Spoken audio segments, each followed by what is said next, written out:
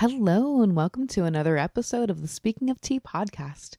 You are with your host, Rochelle, the tea lover, and today I will be speaking mainly about tea itself. So, let's just hop right into it and go with the tea that I am drinking today is a chrysanthemum shou puerh. So, chrysanthemum flower is it's a flower that for what I learned about it is supposed to be good for colds. And when I got up, I just felt the slightest onset of a cold symptoms coming on, just sort of like some fatigue, a little bit of a scratch in my throat. And yeah, I don't like to let that go on longer than it needs to. If I notice it, then I just go right for the medicine that will help. So I went for using that flour, but mixed in with the shou puerh tea. I find with that stuff, that helps me. The fermentation is really good for your gut health. That's another reason why I chose to do the shou puerh. So I have this really nice tea cake that is the two, the shou puerh and the chrysanthemum flowers that are pressed all throughout it. It looks beautiful, and on top of it, also nicely medicinal. So, that's what I chose to drink today, and right now I'm feeling pretty good. It is my second tea today. Earlier I had some genmaicha because genmaicha is wonderful. That's basically a Japanese sencha green tea with toasted brown rice pieces, and it is just toasty and delicious. Think Japanese restaurant. It's wonderful.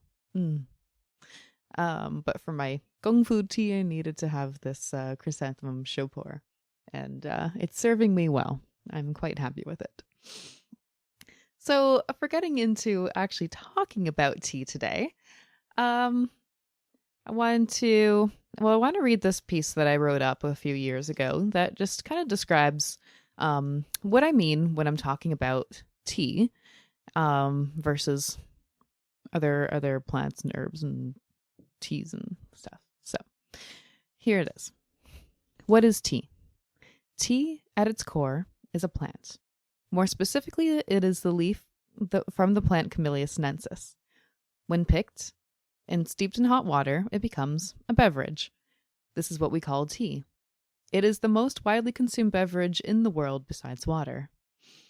First, I want to explain what I mean when I say tea and why other teas do not fit in the same category. There is tea, and then there is tisane. The difference between tea and tisane is the ingredients used. Tea is composed of the Camellia sinensis leaf, and then can be blended with other herbs to add flavor or medicinal qualities. Come to it.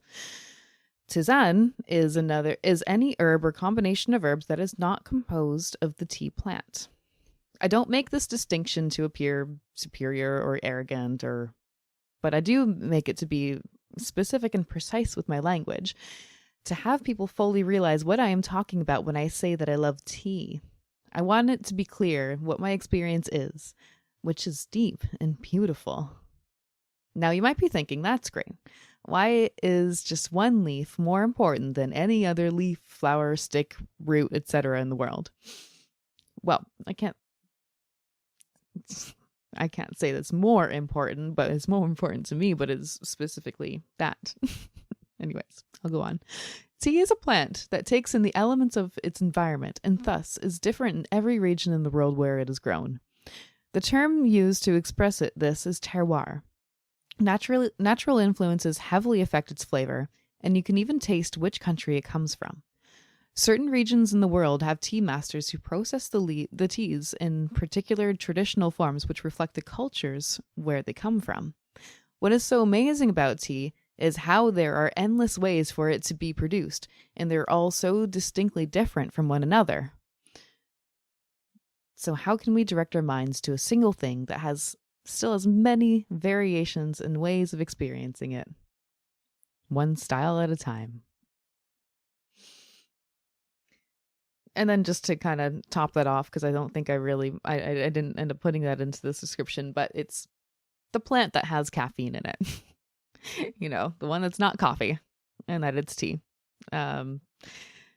So yeah, I wrote that up because in the culture, especially where I live, there are a lot of things that are called tea, and but that weren't tea itself, as far as what I have learned in professional environments, and um, from all these different wonderful people who study and produce tea. Um, you know, um, Tea houses, those who are practicing Gong Fu Cha, what I learned from different cultures, and then all different kinds of teas that are coming from different countries in the world, and then the different styles.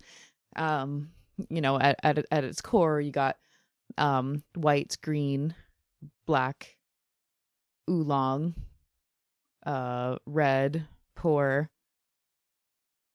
What did I miss there?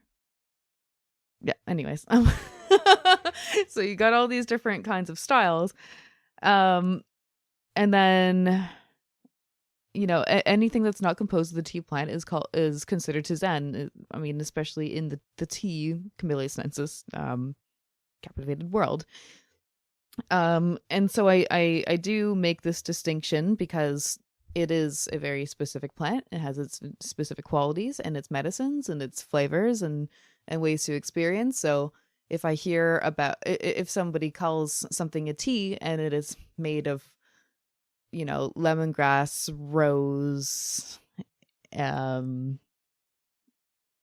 St. John's wort, because that's just a blend that I could think of that was of one of my own.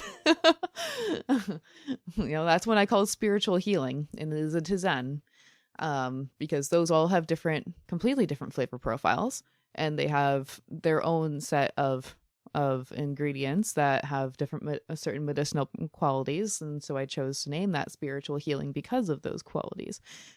Good for the heart, good for the mind, and all these things. So tea has a whole bunch of other kinds of health benefits. I mean, you can go deep into that. It's not really what I'm going to be talking about today, other than it's so good for the heart and the mind, and it's so calming and beautiful and poetic. Oh, I love this plant.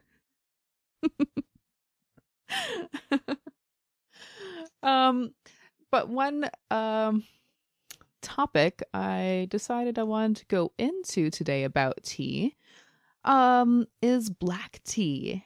So, some people listening to this will know all about it. And then other people, this is going to be some new education. So I wanted to talk about black tea because it is the most one of the most commonly known in the Western world, North America, and it is actually something on the surface has always been getting wrong. Okay, so black tea, as we know it, is actually considered red tea in the East.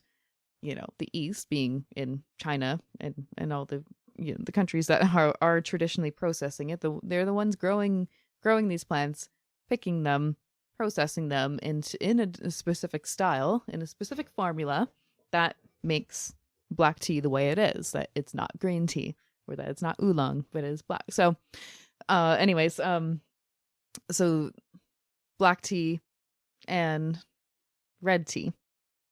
So let's just say right now to start, they're the same thing: black tea, red tea. But black tea really does actually have a different kind of process, and it is a lot similar to the shou that I was describing earlier. So just to read a basic, okay, so when you pluck the leaves from a Camellia sinensis plant, the simplest formula that you're going to get is a green tea. You pick the leaves, you pan fire them as soon as possible so that they keep the green color to them. And I mean, for the most part, that's what is done. There's more to it. Let's just leave it there. Okay, so a black tea, the leaves are plucked, and then they're pan fired, and then they roll the leaves, and then they pile them, just leave them to oxidize for some time. They roll them again, and then they dry. All right. So coming into red tea. So there's a harvest, and then the leaves wither, long time withering for 24 hours. So the thing of this is like think about biting into an apple. Bite into the apple, and then a few minutes later you look and it's starting to get all browned. Well, that's what's happening with the tea leaves, right? So the leaves are plucked, they are removed from the source, so they're starting to oxidize. So same as with the kind of whitish, exposure of the apple to the air is what's starting to happen to the tea leaves, right? So when they start withering, that's when they kind of start getting darker and more browned. That's why black tea it looks the way it does. So the harvest, then you start withering for 24 hours, and then they roll the leaves. And this is what starts to break down the leaf more. It starts to release more flavors, more sugars, amino acids. And then they are piled, and then they left to, for a second oxidation. So they're getting darker again after going through the rolling process, which traditionally is hand rolled. In large batches nowadays, it tends to be with machines, and they're pretty cool machines. And then they're dried, which is usually by roasting. And then that's why you kind of got this richer, deep taste to black teas. So if you didn't know that before about red tea, then there you go. There's just a more description and maybe a bit more to appreciate about what goes into a black tea or red, and really what you are consuming. All this work that goes into it. It's way more than a day that goes into creating a black tea, and it's just amazing. Yeah, like 24 hours just to let the leaves, oxidize. And then there's all the work. And then, at the end, they're also going to be carefully sorting through all of the leaves, making sure the nicest rolled ones and, are the ones that are actually going to be going into bags to then, sell and bring to customers.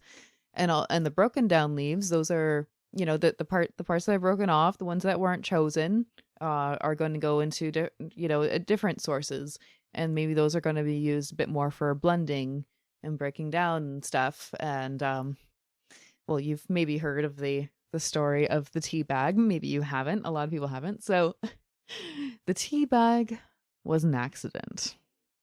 Yes. So basically, I can't remember the who and whens of it, but basically, the tea bag was invented by accident. It was just somebody was just like mailing some tea to someone in Britain, maybe like little samples to try or whatever, and they didn't really realize it was just like a cloth bag to send it in. Think like you put lavender in a cloth bag to put into your underwear drawer. I mean, this is just what they used to send it over. And the person didn't really realize what was the point of putting it in the cloth bag. Maybe they just didn't receive it like that before, so they just put that right into the teapot and steeped it, and that's it. It was just an accident, and then it just became popularized as a way to hold the tea. More traditionally, the British just took their tea leaves and put it right in the bottom of the teapot. So, I mean, if you're coming from a British family and this maybe is passed on to you, and you've probably, just always do this, or maybe you had to just fish the tea leaves out of your parents' or grandparents' teapot, and you're wondering why they just stick it down there and why it gets so much more bitter and rough by the bottom of the pot, and maybe you probably never drink that stuff. But that's that's just the traditional way of how people would do it. Usually have an easy tea bag to take out. I personally like using tea strainers to put inside a teapot or a tea cup for that kind of serving. I don't really like tea bags most of the time. That's just like a takeout on the go thing for me, not for using at home. Um, I just find well, I mean, I'm a big person for reusing and recycling and reducing waste. So having a reusable tea strainer just gives me that much, and all you have to do is scoop out the leaves, rinse it out. I mean, for my personal use, I don't really wash those things with soap unless it's like, I don't know, it's got like cinnamon and some like, really, really strong flavors that are stuck on the tea strainer. Then I really want to, then I can use some soap, rinse it clean, and refresh for the next thing, because I don't want those flavors, you know, influencing the next thing I'm going to be steeping inside of it. Well, depends, but sometimes I just use strainer one day, next another strainer, and then it's a few days past, and then I have forgotten to clean it out, and there's a little bit of gunk growing on it. We'll put it that way. And then that's when we need soap again. Probably didn't need to tell you that much about my laziness about cleaning my teaware. But I did. So I mean, on that topic, then there's traditional clay teapots. No, Chinese, Japanese made everywhere, right? So traditional clay teapots, you don't touch that. You don't touch soap on that at all.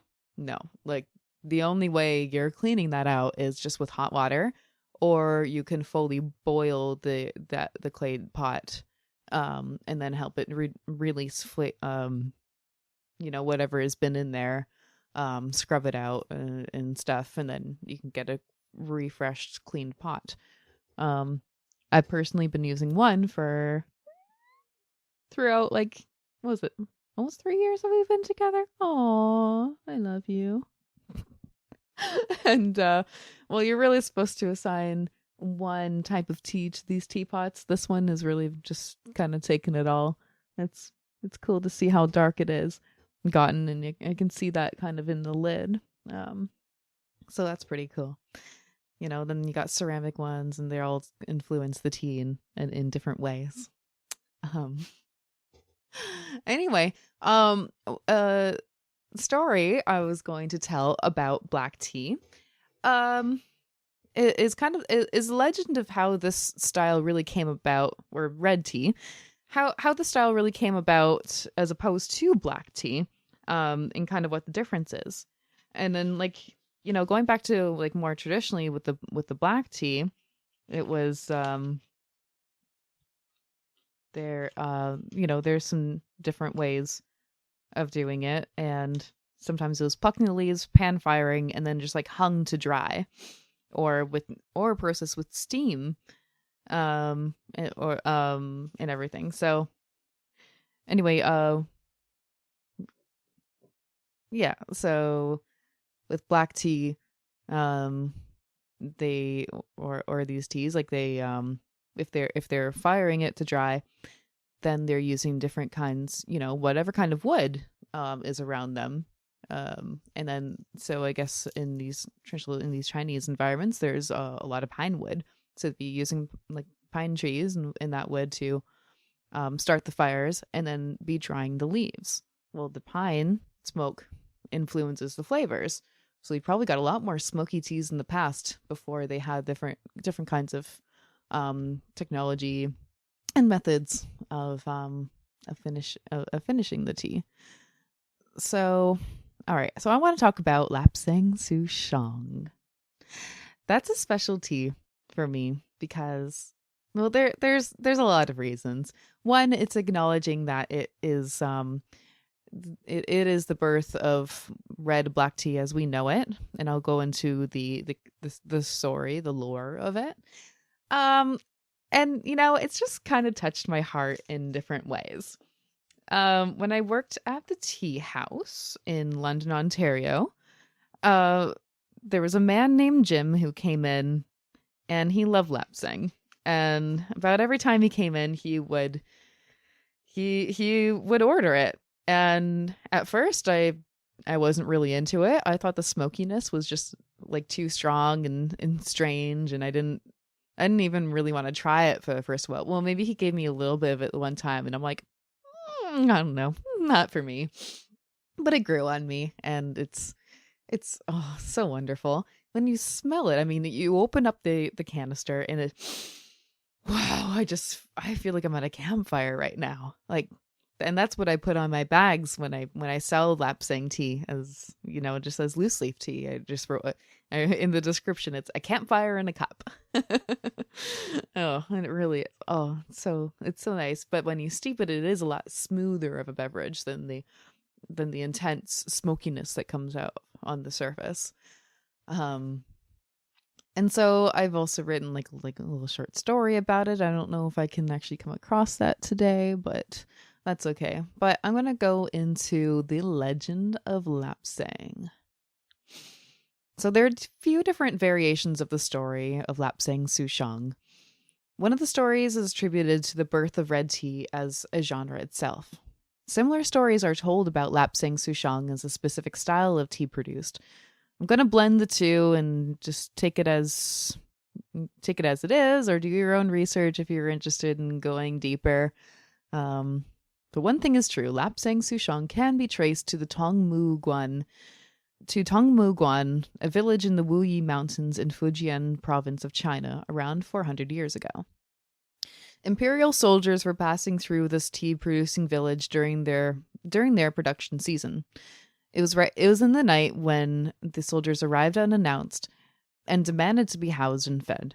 With no other choice but to obey the soldiers under the emperor, the farmers did what was requested of them. In the night, the soldiers made themselves comfortable using the sacks of tea leaves as bedding, pillows, whatever. They rolled around and broke the oolong leaves that were supposed to be drying. By the next morning, when the soldiers left, the farmers were left devastated. The tea they worked so hard to produce was ruined. The leaves over-oxidized and all were broken. So not like the long, beautiful, it can be long twisted form of oolong. It can be these really nice rounded balls for oolong, but they were broken. The farmers decided to try working with what they had so they did not waste nature's bounty, what they produced that year. They still have the leaves, so what can they do? The fastest way to dry the rest of the leaves was through smoking them. With pine wood on hand, this is what they burned, and what gives Lapsang Souchong its distinctive flavor. La, pine, sang, wood. And Souchong refers to a small grade of leaf. After finishing production with these leaves, the farmers brought their tea to the Dutch traders in hopes to still earn some money with their ruined harvest. To the farmers' surprise, the Dutch loved it so much they paid double or triple for it. They asked this village to produce tea like this every year. To briefly state the story's relationship to the story of red tea, this tale describes the process in which it is made. As explained above, the soldiers interrupted the production of either oolong tea, but maybe not necessarily green tea.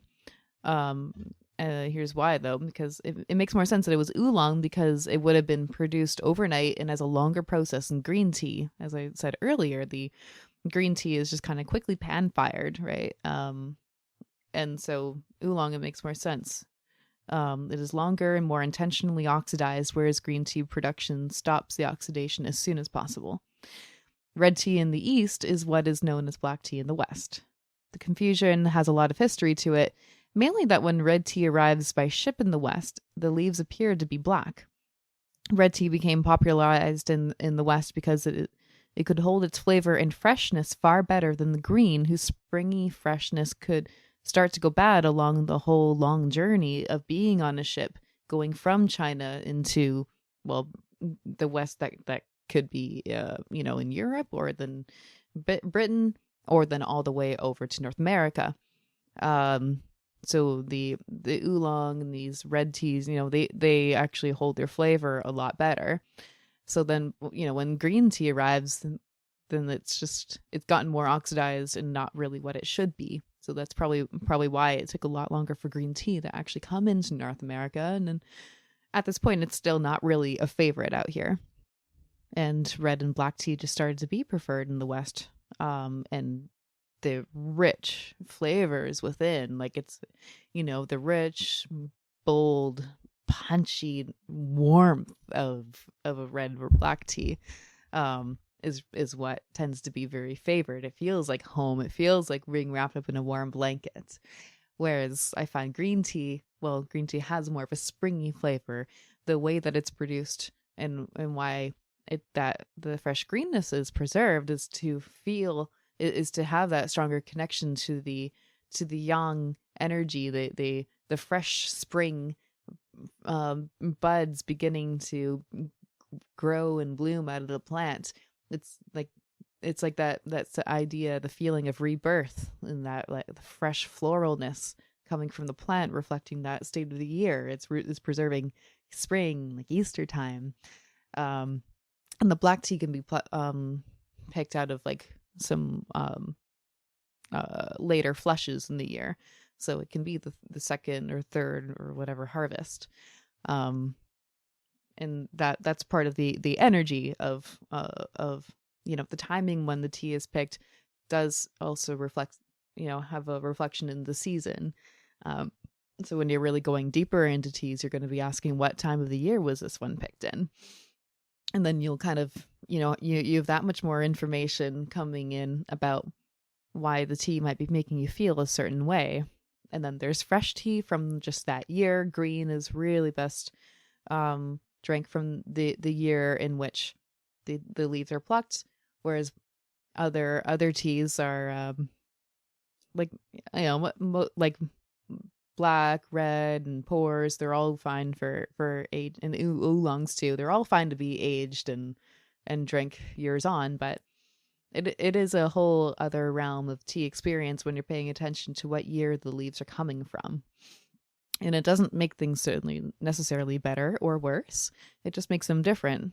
So I like to pay attention to like, oh gosh, I guess I've had this tea in the cupboard for a few years. Well, I think I remember what this one was like. Obviously, it's been a while since I drank it, but let me taste it and see how it's developed and aged. And most of the time, it's just quite wonderful. Oh, cool. I accidentally aged tea because I forgot about it.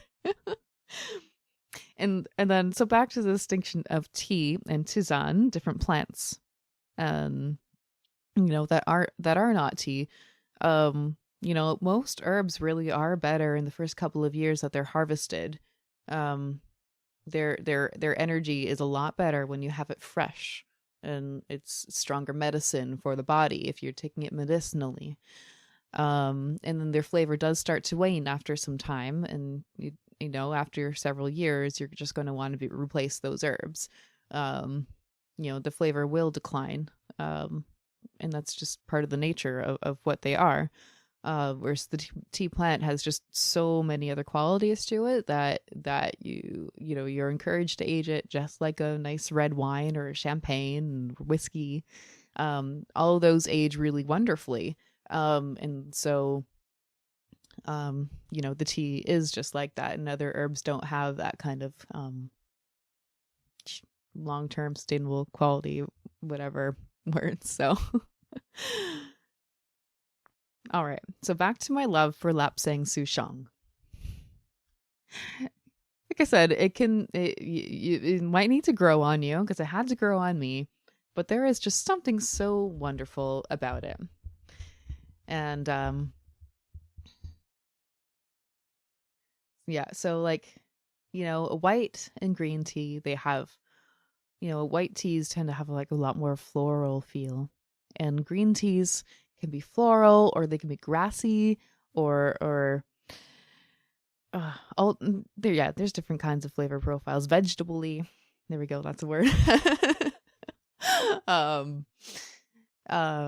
Yellows tend to have a bit more of a roastiness to them, actually. Those are that's a whole other intricate style of production I'll get into a different time. Oolongs can be a lot of different styles. It can be really refreshing and very floral, smooth. Smooth is a really good word for oolong. It's just so wow. and like mouth-filling flavor. It can be like buttery. It can be very like fruity, or it can also be really nice and roasty. Some will have a really nice toasty roasted finish to them. So it depends on what mood you're in too when you're choosing your tea for the day, or just choosing when you're shopping, whatever, right? So, and then you get into your toasty curl up with a cozy book in a blanket, red or black teas, and so on. So let me just give you that. And here we go. This poem is called Smoky Okanagan. Smoky Okanagan, tell me your tales. Landscape diminished, nearsightedness a shorter range. Smoky Okanagan, in the hills I drink tea with thee. Taiwanese oolong on my tongue, yet I dream of Lapsang Souchong. A flavor to match the air. My lungs fill with a desire to scream out my last breath, tumble and fall to the will of the gods. Bring me lapsang! I'll erupt deep inside my chest, heaving and coughing, throat shriveling. Nothing can stop me now.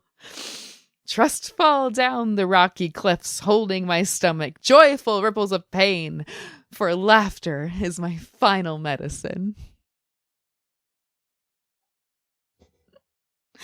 Oh, I love that poem.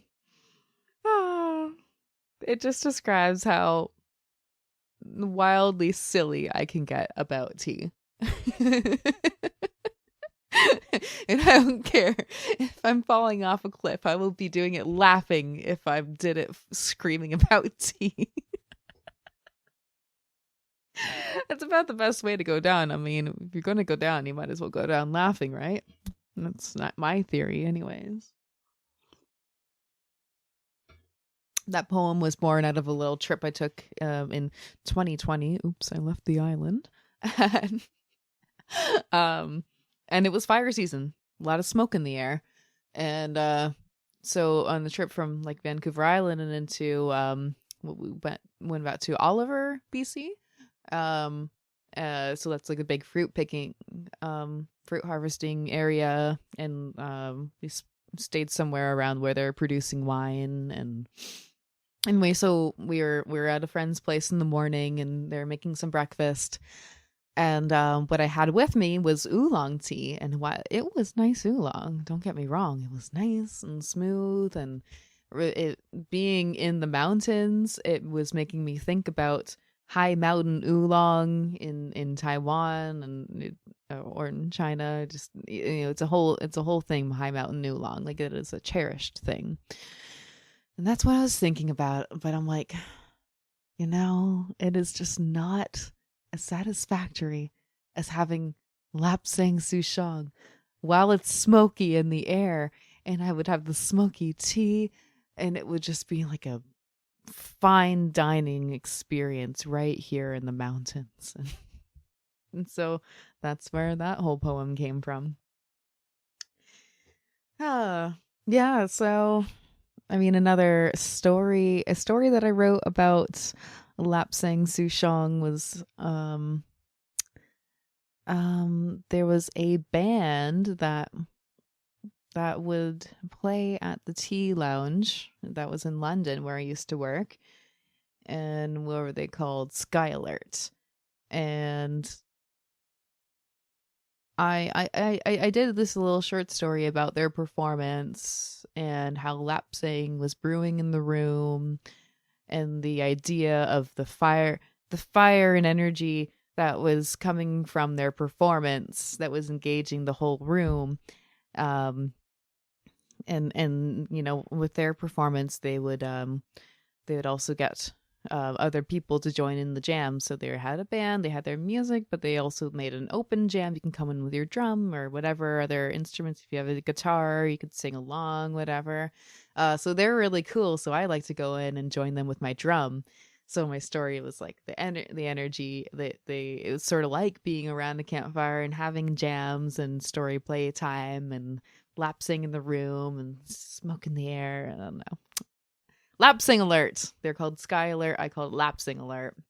anyway, that story's somewhere in the ethers. I don't have it prepared for this moment right now, but anyway, so like it's just it's a fabulous beverage, and right now it's definitely starting to feel like Lapsang season. Actually, a friend of mine told me that he just bought some Lapsang today because as soon as the leaves start to turn, that's when he feels the vibes of having his Lapsang tea. I'm like, yes, wonderful. I love it. Thank you. Thank you for sharing that. That is your fall tradition, is having Lapsang. You're ready to go hang out around some more campfires. We probably did in the summertime, but the vibes are there. Even one other thing I learned from somebody was that she came to my table when I was selling tea at some event, and she saw the Lapsang, and she told me, I use Lapsang Souchong to help me grow my hair back after I'd gone through cancer treatment. I'm like, what? She didn't really get into what exactly the science was, so it must be something to do with the tannins and it's something about the Lapsang specifically that she chose to use to make her hair grow back, but it worked. So, I mean, that information is out for anybody to test in the future. Please pass it on to a loved one who needs to grow their hair back, or maybe somebody who's starting to bald, just kind of getting into that age in their life. I don't know. Just give it a shot. I mean, it can't hurt to stick your head or anything into a big pot of tea, right? Well, not burning. I wouldn't suggest, well, it's still hot. Maybe you let it steep, but then, cool down before you do that. You can even use Lapsang, crush it up and use it in your cooking. It can make a nice like smoky sauce. That's a whole other avenue you can go down. Yeah. So there's a lot to love about Lapsang, and I really just love having it there as a piece of tea history also. And while we're here, I think I'm just going to do a card reading, because I didn't do it at the beginning of this podcast because, well, as I said, I just want to get right into talking about tea. But I do like making this a part of the cast, and I'm looking back behind me because I want to choose which deck I want to use. And I mean, the one that ended up in my hand is the Guardian Tarot deck that I did in the first podcast. And the part of me wants to switch it up and use a different one, but yeah, I really do want to pull from the Crystal Medicine Oracle, so let's pull one from there. Okay, so I did decide on the Crystal Medicine Oracle, and I'm starting to shuffle the cards here. And my intention for the card pull is to pull a card that has something to do or relate to the medicinal magic of black red tea. Maybe more specifically to Lapsang Souchong, just to give it some more purpose, huh? Ooh, all right. This card is called Soul Awakening. And okay, that's interesting. Okay, so these cards have 3 different parts to them: the oracle, and then there's also then the medicine and a crystal that's associated with it. So we have pulled card 28 of the deck. All right, so the oracle is Soul Awakening. You have pulled this card into your awareness today as you have entered a very powerful and sacred time of awakening. Every cell in your body is being restructured and aligned to your soul's vibration. There is a stirring within you and a deep knowing that is coming to the surface. It is a very exciting time on Earth. When people are waking from a deep sleep, It is a mass expansion of consciousness, and you are part of that awakening. At this time, you are able to access wisdom and gifts from past lifetimes, your ancestors, and the universal wisdom of all that is. This awakening is happening in your blood and bones, and your consciousness is expanding to higher level of understanding. Have you been feeling a powerful energy and knowing stirring inside? Have you recently been aware of new healing gifts that you have to share? Are you feeling more aligned to your path? Have you had an expanded clarity? Have you had an expanded clarity of late and feel more confident in yourself? Have you been getting more confirmations in your life?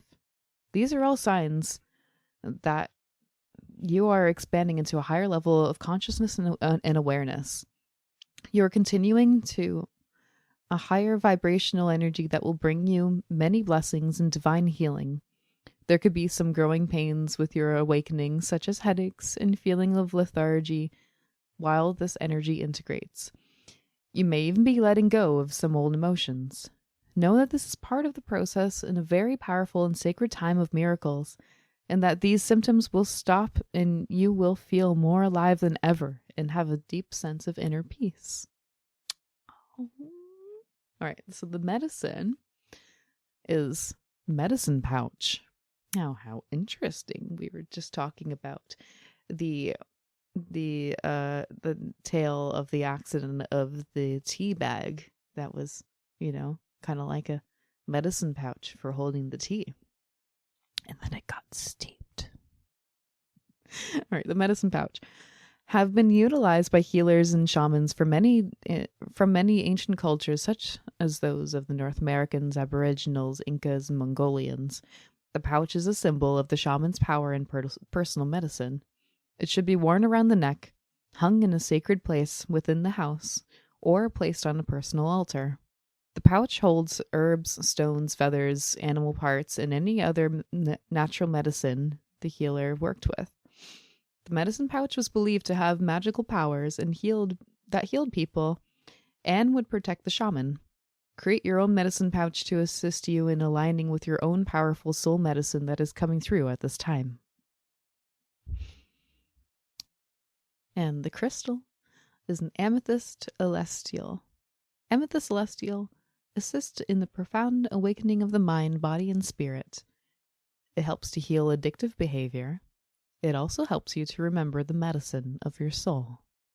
Well, I think that is just beautiful. And October is a good time to be connecting with your ancestors or things from past lifetimes and gaining wisdom from others, because they say the veil is thin between the world of the living and the dead. So we turn that into spookiness and that kind of stuff in the October season, getting ready for Halloween. But there's also Samhain, which is, a deeper holiday in care for the earth and the gifts and connecting with all the spirits. So maybe take some time to think about these things and awaken your soul with tea, of course. All right, I'm going to leave you off with a poem. And this one is called Himalayan Imperial Black. A tea so surprisingly seductive that I have tears in my eyes. Holding my delicate cup with two hands, honor, savor what has been brought in, triggering these senses. A calmed expression holding still. Its heat tugs the taste buds of my tongue in its strength. I stare ahead like a trance into an oblivion.